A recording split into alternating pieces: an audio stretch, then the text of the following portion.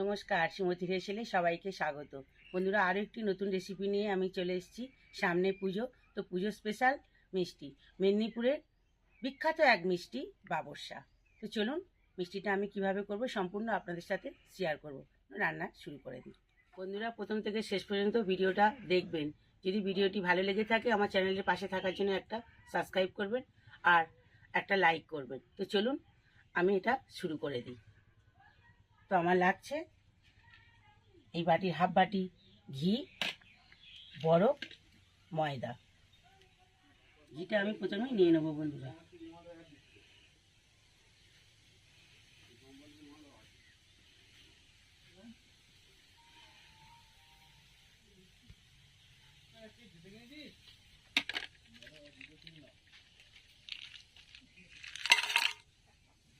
বন্ধুরা, ঘিয়ের মধ্যে আমি দিয়ে দিলাম বরফ। এটা বানাতে গেলে বন্ধুরা সম্পূর্ণ ঠান্ডাতে, সমস্ত ঠান্ডা জিনিস দিয়ে আমি করব। তো আমি কিভাবে করব স্টেপ বাই স্টেপ আপনাদেরকে দেখাবো। তো আমি ঘিয়ের মধ্যে বরফ দিয়েছি, এবার আমি এটাকে এভাবে নাড়তে থাকবো।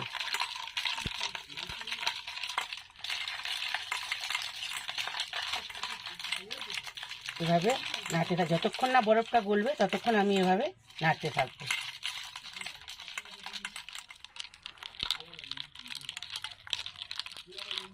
বন্ধুরা দেখুন কি সুন্দর একটা মসৃণ ভাব হয়ে যাচ্ছে।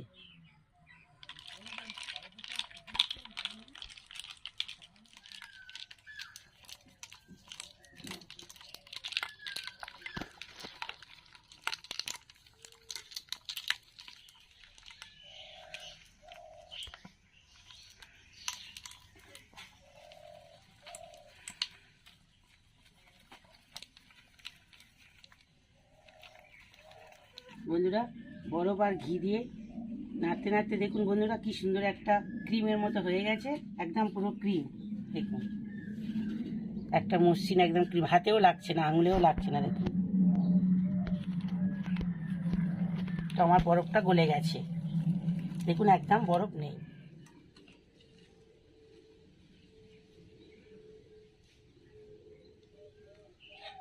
হাতে আঙুলেও লাগছে না।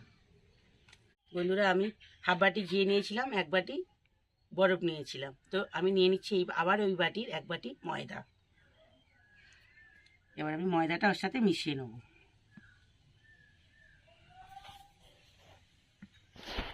এবার আমি এটাকে মাখিয়ে নেব।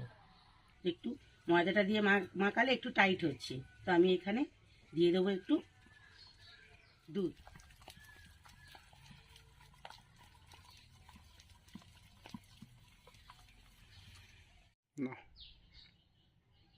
এবার আমি ওখানে অল্প অল্প করে একটু দুধ দেবো। দুধ দিয়ে এটাকে একটু পাতলা করবো।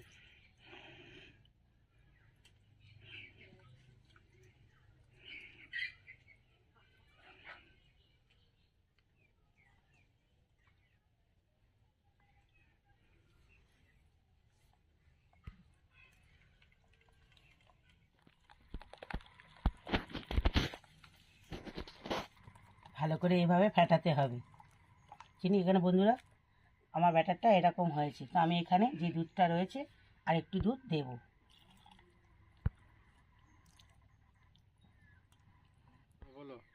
বন্ধুরা, একটা জিনিস মাথায় রাখতে হবে, এখানে কোনো গরম জিনিস ব্যবহার করা যাবে না, সম্পূর্ণ ঠান্ডা জিনিস। আমি যে দুধটাও নিয়েছি সেই দুধটা আগে থেকে গরম করে রেখেছিলাম, ঠান্ডা হয়ে গেছে, আমি সেই ঠান্ডা দুধটা ব্যবহার করলাম।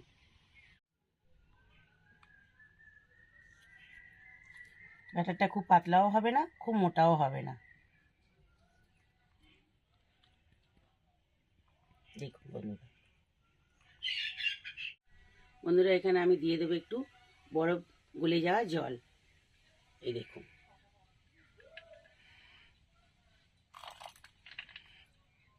যদি প্রয়োজন পড়ে আমি আরেকটু দেবো, বরফটা গলুক আমি আরেকটু দেব যদি লাগে।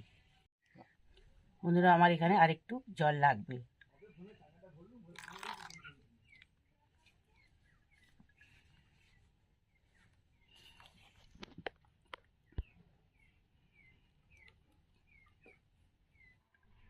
দশ মিনিটের জন্য আমি ঢাকা দিয়ে রেখে দিলাম।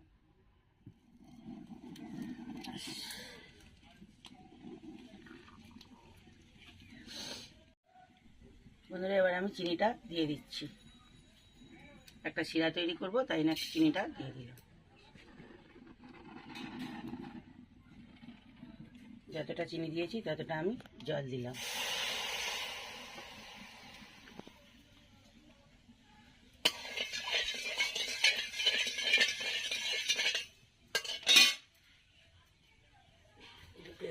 দুটো ফাটিয়ে রাখা দুটো এলাচ,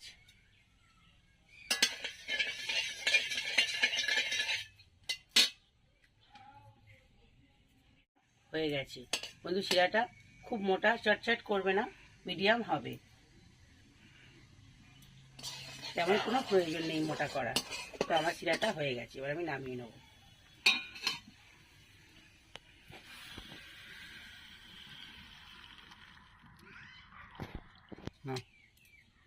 বন্ধুরা ওখানে একটু লেবুর রস দিয়ে দেবো, দিয়ে তাকে এভাবে নাড়িয়ে নেব।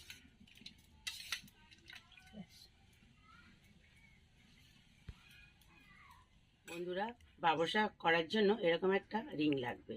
তো আমি এই বাসন ঢাকা যে স্ট্যান্ড না, এই স্ট্যান্ড একটা নিয়েছি। তো আপনারা চাইলে আরও অন্যরকমও নিতে পারেন, তো আমি এইটা নিয়েছি। তো এটা কড়ার মধ্যে বসিয়ে দেবো। এই যে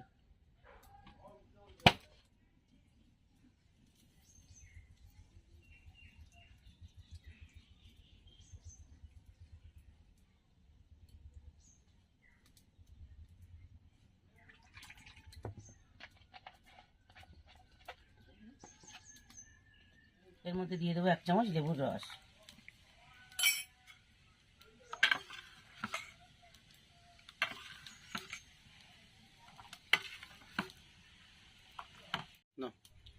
তেল গরম হয়ে গেছে, এবার আমি ওর মধ্যে অল্প অল্প করে দিতে থাকবো।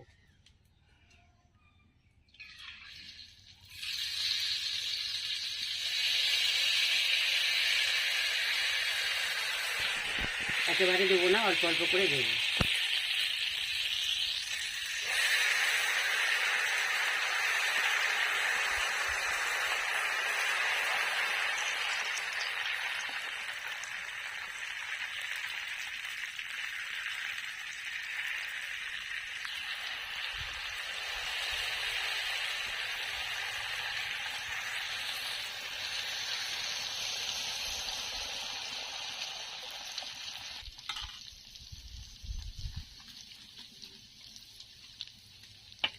পাল্লা হবে আর টেনে শুনুন।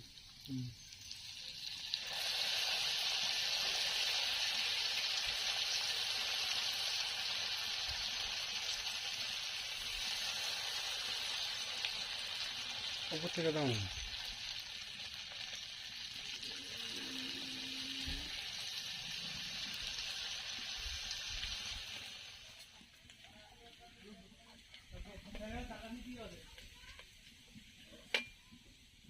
দেখুন কি সুন্দর জালি জালি হয়েছে।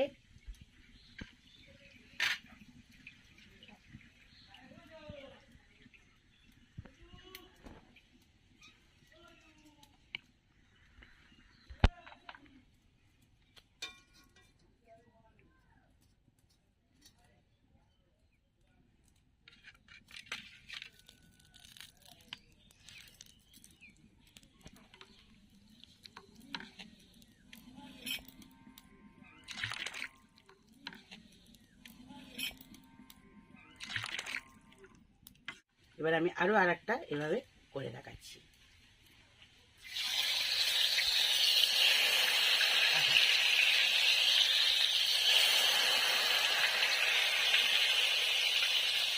এগুলো আমার প্যানটা একটু সরে গেছে, তাই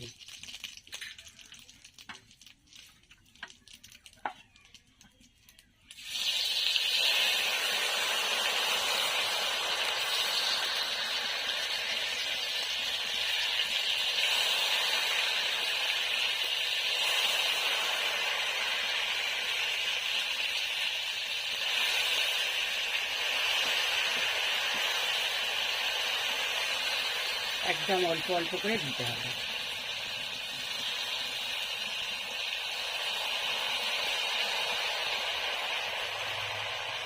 এভাবে আমি লোহার একটা চিনি এভাবে আমি মাঝখানটাকে ফাঁকা করে দেবো।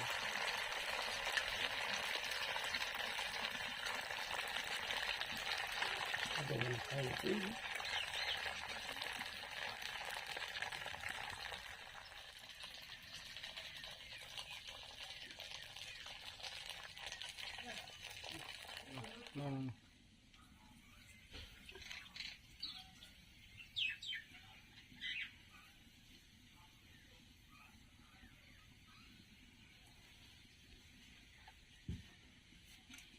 ফের আবার ধুতে গেছি।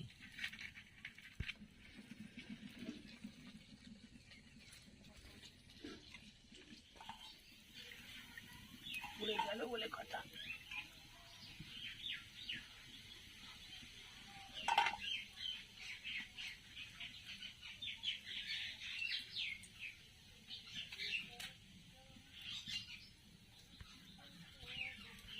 বন্ধুরা, এই মিষ্টিটা আমি মিষ্টির মধ্যে ডোবাবো না, এই মিষ্টিটার মধ্যে আমি অল্প অল্প করে রস দেব।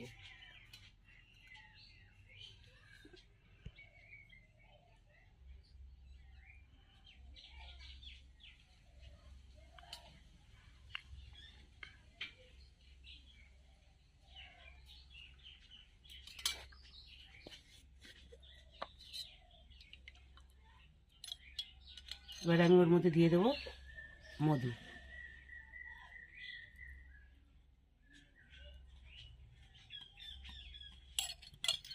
একটা আমার হয়ে গেল রেডি। আর একটা প্রথমে দিয়ে দেবো চিনির রস।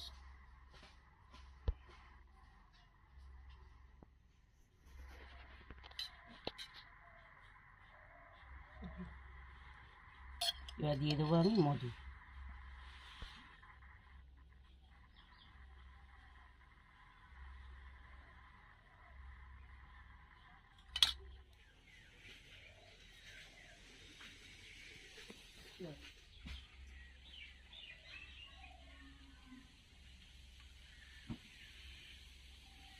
আগে থেকে দেওয়া যাবে না, যখন যে যখন খাবে। নাও টেস্ট করো। দেখেন এই কেমন হয়েছে।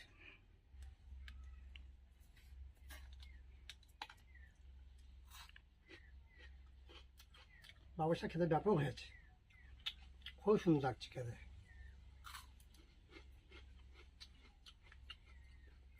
ও তুমি খেয়ে দেখো।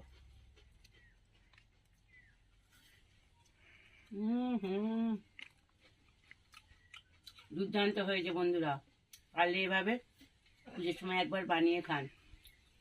কেমন লেগেছে বানিয়ে খাওয়ার পরে আমাকে কমেন্ট করে জানাবেন। যদি ভিডিওটি ভালো লাগে একটা লাইক করবেন, আর আমার ছোট্ট চ্যানেলটির পাশে থাকার জন্য সাবস্ক্রাইব করবেন। তো বন্ধুরা, আজ ভিডিওটা এই পর্যন্ত। দেখা হচ্ছে আবার কোনো রেসিপি নিয়ে পরের ভিডিওতে।